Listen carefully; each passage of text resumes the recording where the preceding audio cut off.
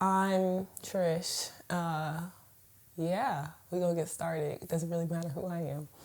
So, in Matthew 10,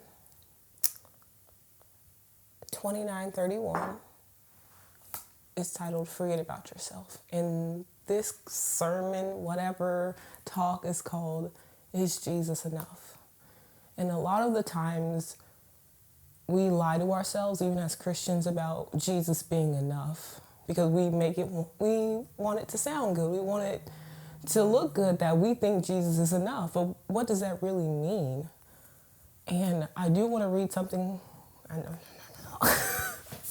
Lord, let me just go right into the verse. All right. In Matthew 29:31, it says, "What's the price of a pet canary? Some loose change, right? And God cares what happens to it even more than you do. He pays even greater attention to you, down to the last detail, even numbering the hairs on your head. So don't be intimidated by all this bully talk. You're worth more than 1,000,000 canaries. Stand up for me against the world opinion, and I'll stand up for you before my Father in heaven. If you turn tail and run, do you think I'll cover for you? Don't think I've come to make life cozy. I've come to cut.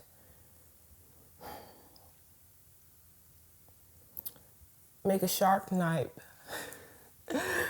I've come to cut. Make a sharp knife cut between son and father, daughter and mother, bride and mother-in-law.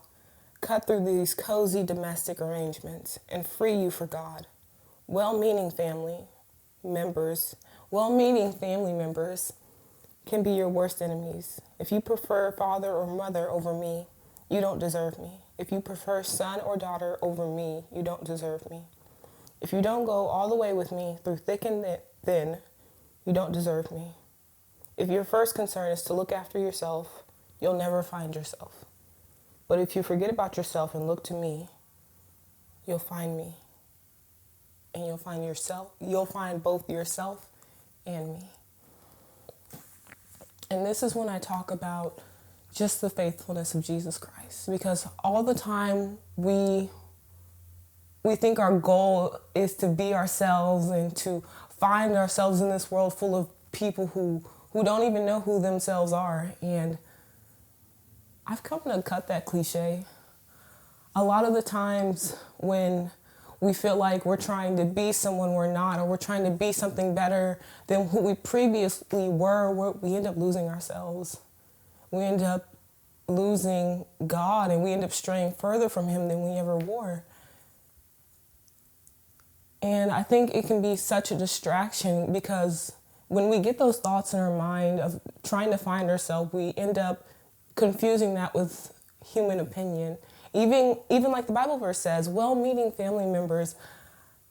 Personally, for me, I let some people who were close to me affect how I felt about myself, whether it was professionally, physically, spiritually. And I had to realize that at the end of the day, it's going to be me and God standing face to face at the end of this. And I have to be obedient to whatever He's telling me to do. And if I just look to Him, not only am I going to find Him, but I'm going to find myself too. Because as long as I'm trying to be like Jesus Christ, I am being myself. And that's a truth that I have never forgotten in a while, is that as long as I'm being like Jesus Christ and striving for that end goal, I'll find myself. Beauty is fleeting. We can look a certain way, we can play the part, and some people may say, it's good to be attractive to the eye, but it's just like beauty is fleeting. But a woman who fears the Lord is to be praised. I can't let even the opinions of well-meaning Christians ever affect how I know God sees me.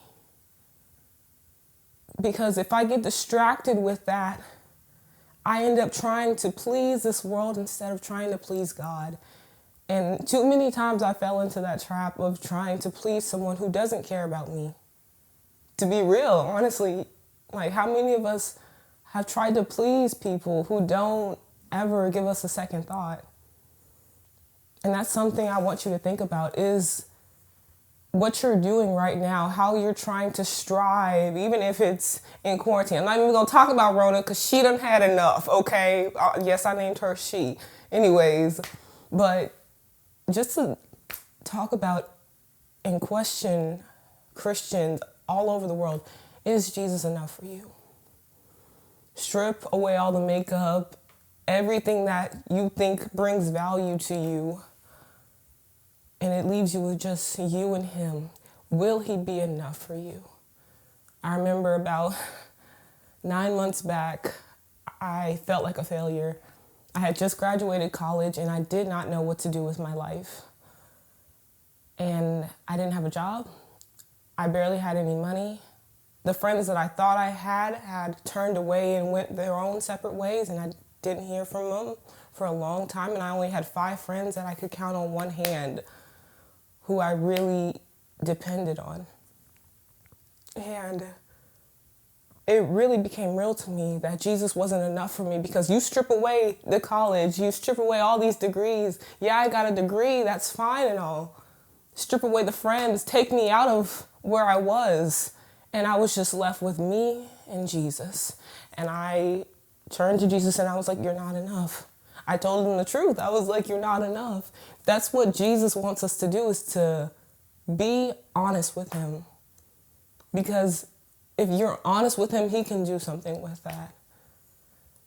Therefore, I say, be honest with Jesus. Straight up tell him. If you think he's not enough for you, tell him that.